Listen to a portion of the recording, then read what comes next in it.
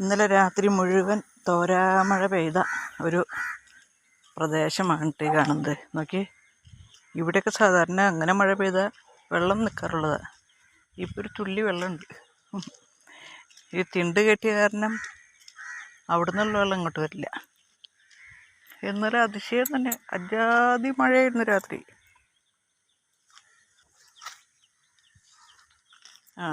ചാലിലൊക്കെ കുറച്ച് വെള്ളമുണ്ട് കേട്ടോ.